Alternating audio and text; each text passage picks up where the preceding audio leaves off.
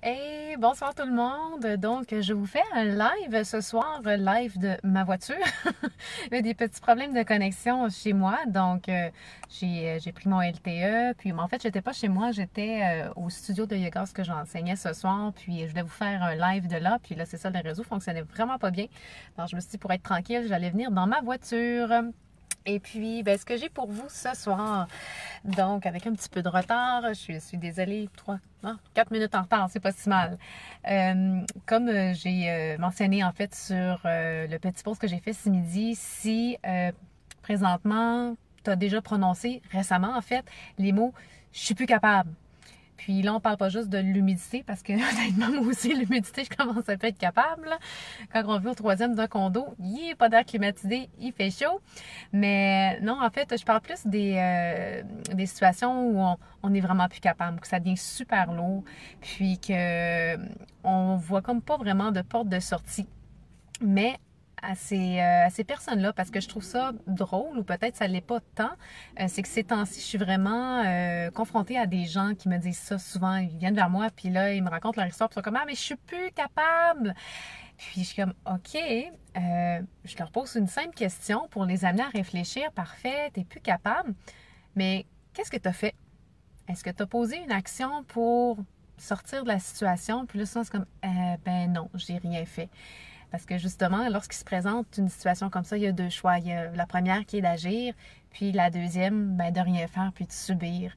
Puis ça m'a inspiré en fait le texte de cette semaine. Donc tous les gens qui autour de moi sont venus me voir puis qui m'ont dit je suis plus capable, vous m'avez inspiré un texte à propos en fait, ça m'a fait penser tout ça à une tempête. Tu sais quand on est au centre d'une tempête, qu'on a l'impression de ne pas pouvoir s'en sortir, mais qu'au fond, souvent, c'est qu'on la subit, la tempête, puis qu'on fait juste rien, on est au centre. Alors, j'avais envie de te partager le texte que j'ai composé ce soir, qui se veut un texte méditatif. Donc, depuis un petit moment, c'était des histoires méditatives, mais là, ce soir, c'est un texte méditatif et que j'ai intitulé tout simplement La tempête. Alors, je t'invite tout simplement à le recevoir. Donc, coucou aux personnes qui sont là présentement live sur le live. Puis pour les autres personnes, si vous n'êtes pas live là maintenant, bien, tout simplement, vous le réécoutez en rediffusion. Alors, je vous fais la lecture de La tempête. Combien de temps resteras-tu dans la tempête avant qu'elle ne t'avale? Sa violence et sa rage s'apprêtent à t'entraîner dans des profondeurs abyssales. Tu l'avais pourtant vu se profiler à l'horizon. Tous les signes y étaient. Tu aurais pu changer de direction, mais la tempête te séduisait.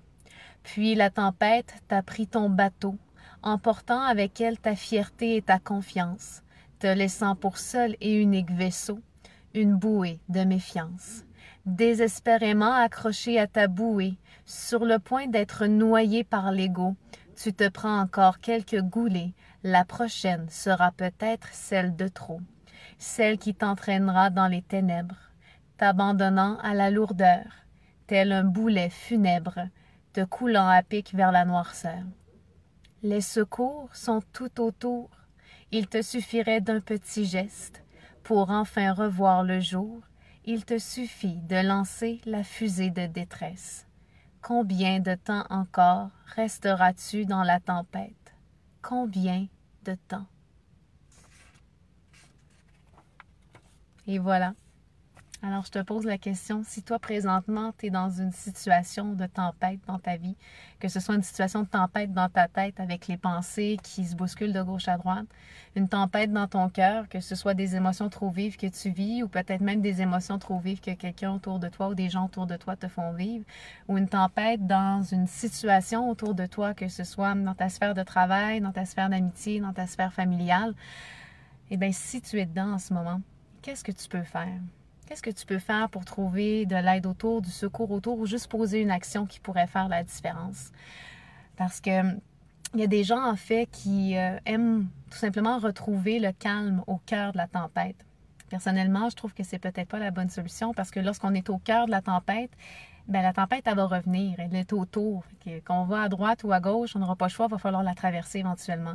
Alors, je t'invite plutôt que d'être au cœur de la tempête dans le calme, mais de trouver le calme après la tempête, parce qu'ensuite, elle est passée. Puis, tu vas réaliser ben, les efforts que tu as faits. Tu vas réaliser les actions que tu as posées. Tu vas réaliser que, ouf, tu n'étais peut-être pas dans une situation que tu étais bien, mais tu as beaucoup appris, tu as beaucoup évolué, tu as beaucoup grandi. C'est à ça que ça sert aussi les tempêtes dans la vie. Ça nous apprend beaucoup de choses. Bien, sur ce, en espérant que tu aies apprécié le texte de ce soir, puis si jamais tu sens que ça peut aider quelqu'un dans ton entourage, bien, je t'invite à le partager tout simplement. Et sur ce, encore une fois, je vous souhaite une belle fin de soirée, chaude et humide, même si vous n'êtes plus capable, c'est pas grave. Et on se dit à la semaine prochaine. Je vous embrasse. Bye bye!